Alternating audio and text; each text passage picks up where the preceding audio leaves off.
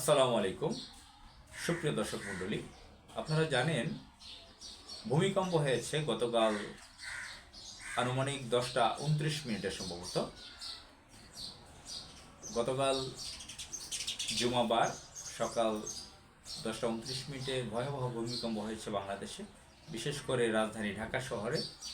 এর উৎপত্তি স্থল ছিল ঢাকার অতি নিকটে নরসিংদী এবং বিবাড়িয়া ব্রাহ্মণবাড়িয়ার পাশে ভারতের অংশে যেটা আছে ত্রিপুরা প্রদেশের নিচে।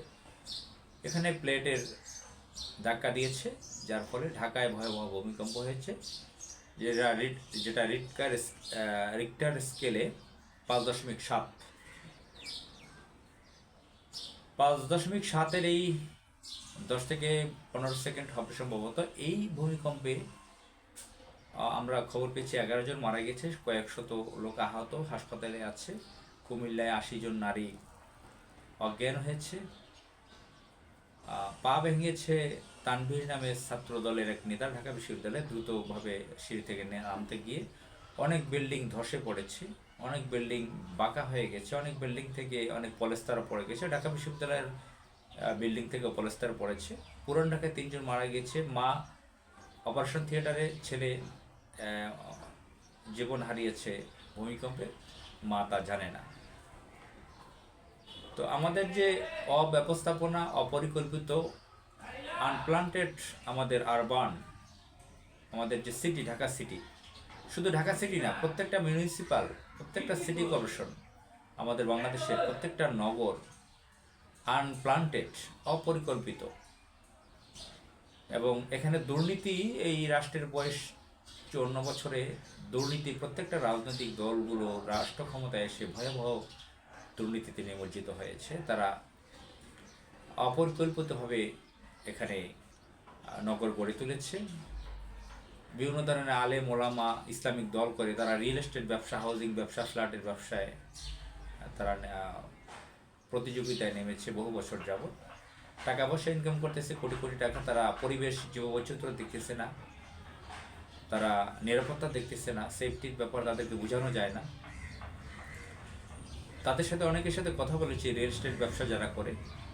তো আমি এই যে নিরাপত্তা ঝুঁকি, এগুলো নিয়ে আমি একটা প্রশিক্ষণেও ছিলাম, অনেক সেমিনারেও ছিলাম। এগুলো নিয়ে আরেকদিন কথা বলবো, এপিসোড করবো একটা। আমি আপাতত বলতে চাই যে এই পাপের শহর, আমি এটাকে পাপের শহর বলবো, এই রাজধানী ঢাকা শহর। পাপ তো সারা পৃথিবীতে আছে, মক্কা মদিনাতেও আছে, সেখানে ছিল, কেউ ফেরেশতা নয়। কিন্তু আমরা যেহেতু বাংলাদেশে বাস করি, বাংলাদেশে ভূমিকম্প হয়েছে, আমাদের ছোট্ট দেশ রাজধানী ঢাকা, এই ঢাকা শহরকে আমি এক কথায় পাপের শহরই বলবো, যদিও ঢাকা শহরকে মসজিদের শহর বলা হয়। এই কিছুক্ষণ আগেও আমার এলাকায় অনেক বড় বড় ড্রাম বাজছিল, গানের, হিন্দি গান, মিউজিক। গতকাল এত বড় ভয়াবহ ভূমিকম্প হলো, এত মানুষ মারা গেল, কিভাবে এভাবে গান বাজতে পারে? এই ঢাকা শহরে যে আবাসিক হোটেলগুলোতে অ্যালকোহল সহ কত খারাপ কাজ সেখানে হচ্ছে। ঢাকা শহরের অভিজাত এলাকাগুলোর, অভিজাত ছাড়াও বিভিন্ন নর্মাল এলাকাগুলোর বিভিন্ন ফ্ল্যাট বাসায় কি হচ্ছে? এই ঢাকা শহরে সুদের ব্যবসা, আর্থিক প্রতিষ্ঠান, ফাইন্যান্স প্রতিষ্ঠান, ডজন ডজন সুদের, কয়েক ডজন ব্যাংক সুদের, লুটপাট, মানুষকে ঠকানো, জালিয়াতি, খাবারে ভেজাল, শিক্ষায় প্রতারণা, সরকারি কর্মচারীদের দুর্নীতি, মানুষকে মেরে ফেলা, মানুষকে নির্যাতন করা, কত মানুষকে গুম করেছে। এবং লূত আলাইহিস সালামকে লূত আলাইহিস সালামের জাতিকে যেভাবে আল্লাহ তাআলা জমিন উল্টিয়ে ধ্বংস করেছিল, সেই লূত আলাইহিস সালামের জাতিরা যে কাজগুলো করতো, সেই কাজগুলো ঢাকাতে আছে। এগুলো নিয়ে আমাদের একজন প্রফেসর আছে, প্রফেসর মোহাম্মদ সরোয়ার হোসেন, প্রায়ই কথা বলেন। তিনি ইন্ডিপেন্ডেন্ট ইউনিভার্সিটির একজন প্রফেসর। তো তিনি প্রায় এই বিষয়গুলো কথা বলেন, আপনারা জানেন, আরও কয়েকজনের কথা বলেন।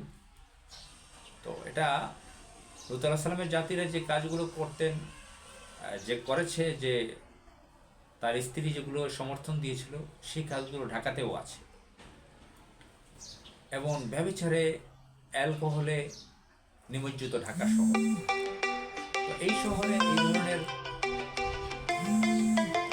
গজব যদি আসে তাহলে আপনি আল্লাহর উপরে কষ্ট কিভাবে পেতে পারেন যে আল্লাহ আমাদের উপরে গজব কেন দিলেন?